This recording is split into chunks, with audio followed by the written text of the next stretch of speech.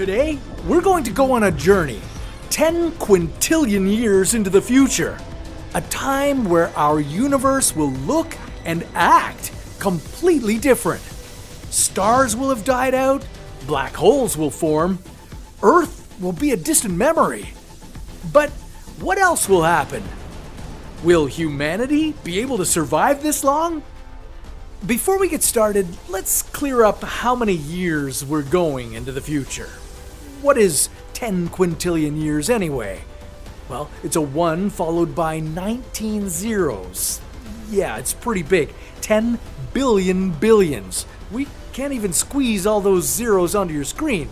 But never mind that, we've got a lot of ground to cover. Let's start 1 billion years into the future, where something terrifying is happening. 1 billion years from today. In 1 billion years, Earth will look incredibly different. What was once our blue marble full of life is now a dull brown rock with no life to be seen. Changes to our sun have killed off all life on Earth. The sun has been growing hotter and hotter, about 1 degree more every 100 million years, and the surface temperature of Earth is now 47 degrees Celsius. That's 117 Fahrenheit. This increase in heat first disrupted the carbon cycle. Plants died off, and then animals shortly thereafter. There might have been a little bit of life left in our oceans, but then it got hotter and the water evaporated. What was once a beautiful planet, teeming with life, is now a dry, dead rock. But what about us humans? Well, hopefully we made it out of Earth and built colonies somewhere else in the galaxy before the sun decided to kill us. But you wouldn't catch us living on Mars. Even that would be too dangerous with this hotter sun. We humans would need to be living much farther away. We'd need to set up shop in other galaxies within the Milky Way. Hopefully, within a billion years, humans have developed an efficient system of populating habitable planets. By this time, a populated Mars would be a distant memory. But it's possible that the outer planets in our solar system or their moons might become habitable for us for a little while. There's also another possibility.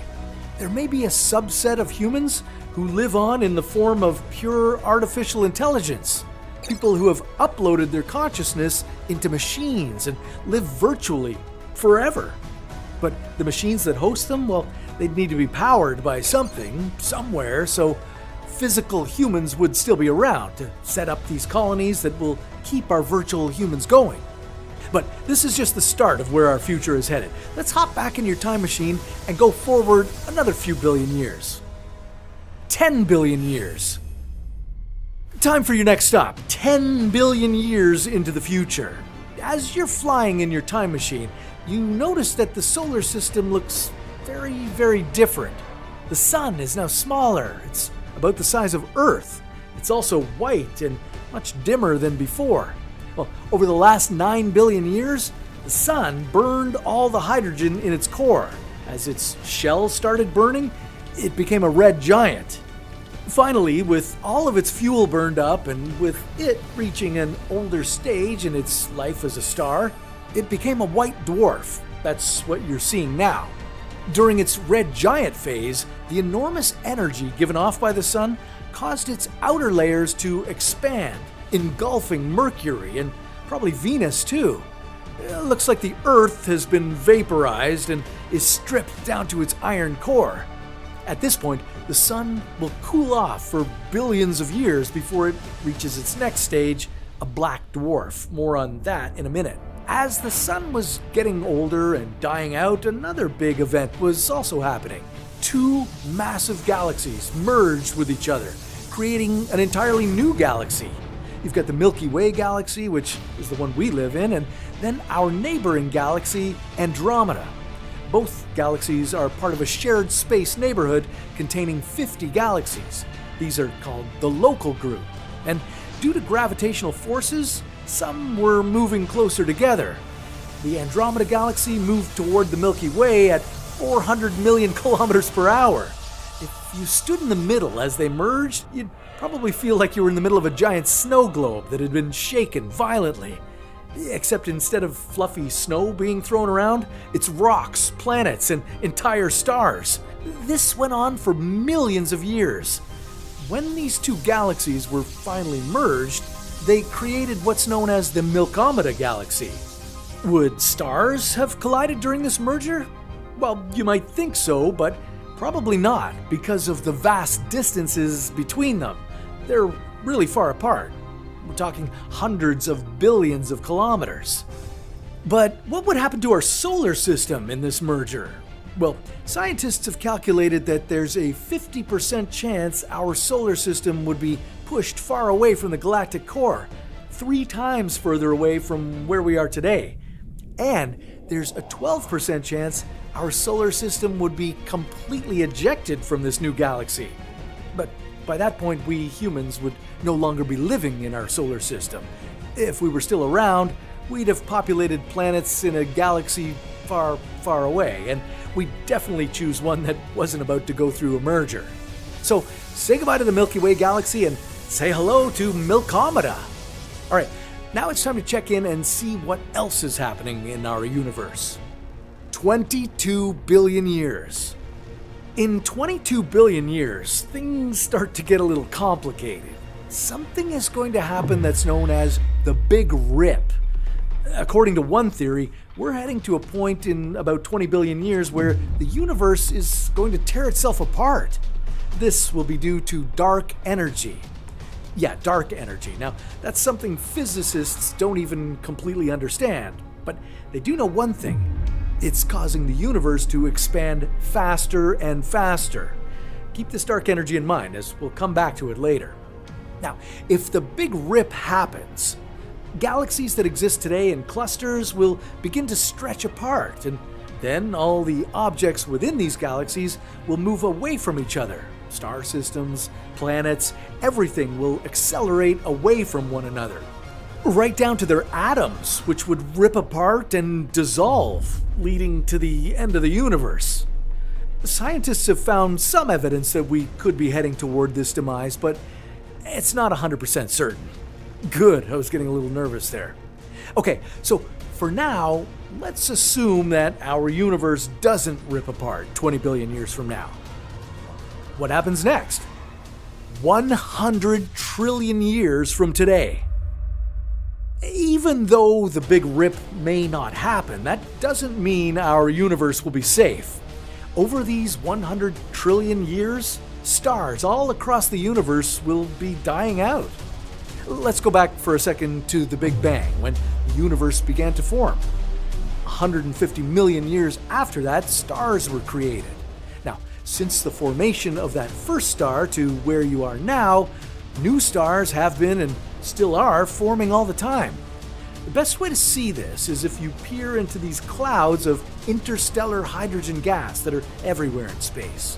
If you look at a dense area, you can see how it collapses in on itself and leads to the formation of a star.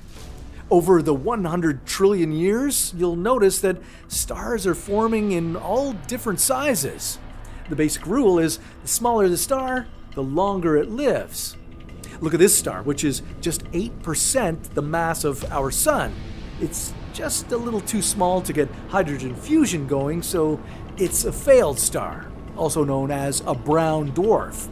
And here's a bigger one, about 10 times as massive as our sun.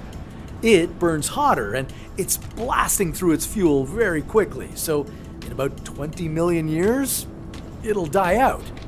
And you already saw how our sun died after about 10 billion years, but the majority of stars you've seen are smaller than our sun.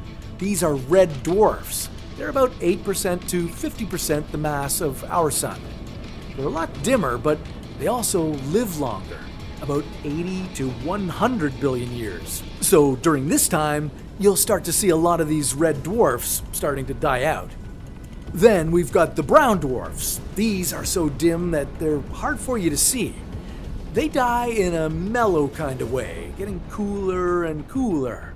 As they cool, their temperature will drop to about 2,500 degrees Celsius, which is cooler than most stars. Finally, let's check out the end of this incredibly massive star. It's 8 times the size of our sun. Its core is collapsing into a massive explosion that creates a supernova. This gives rise to a neutron star, which is an incredibly dense and compact star. Or its death could result in a black hole. Over these 100 trillion years, you've just witnessed the stelliferous era. You've seen stars being born and dying, planets coming and going, and the merging of galaxies. Well, there's also another incredibly important thing that's been happening as our stars have been dying. You see, when stars die, they release various elements and materials out into space. This often leads to new stars forming, but not all the mass of a dying star gets released and available for new star formation. Because of this, the universe will slowly run out of raw materials in the form of hydrogen gas to make new stars. Could this spell the end of the universe? 10 quintillion years. Okay, welcome to your final stop, or almost final. It's 10 quintillion years into the future. Remember, that's 1 followed by 19 zeros. The stelliferous era has ended, and we're in the early part of a new time called the degenerate era. And no, that's not when a bunch of Redditors take over the universe. As you fly through the universe, it appears much dimmer than it did before. Once twinkling with bright stars, it's now a graveyard. This is a universe littered with the remnants of dead stars. White dwarfs, brown dwarfs, neutron stars, black holes. All the stars that have ever been born have given up their light and died. So, if star formation is over, what happens to humans? Even if we're living in other galaxies, we still need a solar system and a viable planet to live on. Well, one possibility is that we've given up our material bodies and we're existing entirely in the form of energy. Oh, that's cool. But there's another possibility involving a whole new universe. More on that in a second, but back to the degenerate era.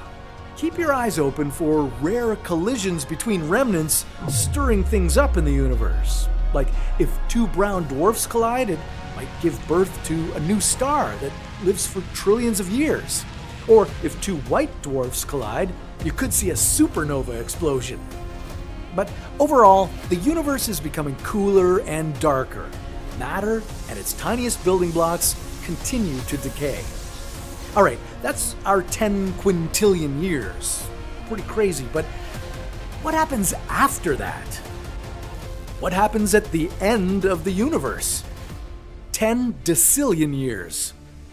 Okay, at 10 decillion years, that's a 1 followed by 34 zeros. You're close to the end of the degenerate era. White dwarfs, brown dwarfs, even neutron stars will begin to die. Their death will come about because of a process called proton decay, where the tiniest subatomic particles that they're made of begin to disintegrate and die themselves. These white dwarfs will no longer be giving off an immense amount of light. Instead, they'll have the brightness of just a few light bulbs.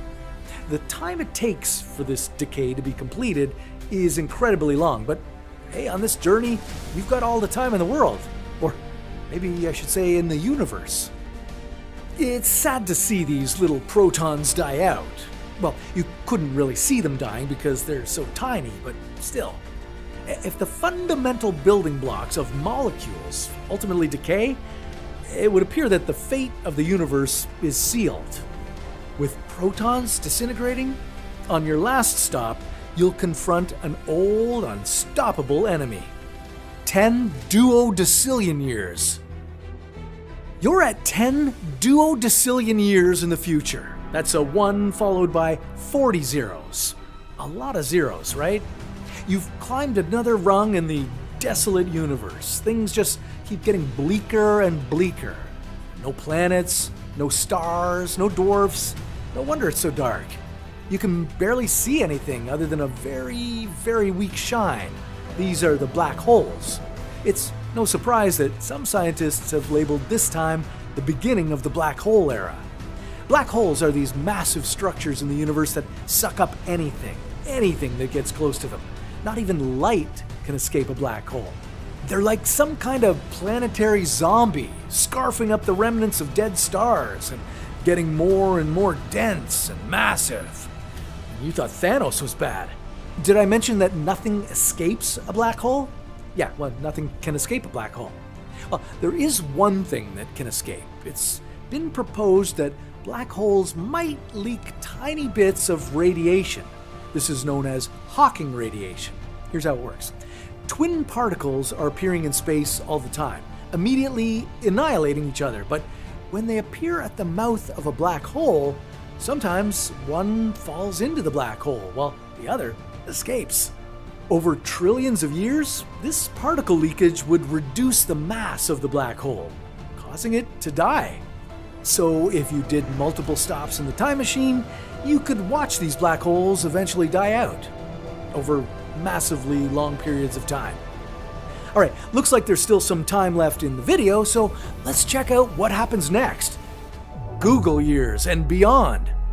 All right, before we get to our last stop, for real this time, I gotta mention the What If Explorers Club over on Patreon. For just a couple bucks a month, you can get exclusive ad-free videos. Check it out in the description. Okay, a Google years into the future. What is that? That's a 1 followed by 100 zeros. What's happening here? Well, even the last black hole in the universe has lost its last bit of mass and died out. Welcome to the dark era.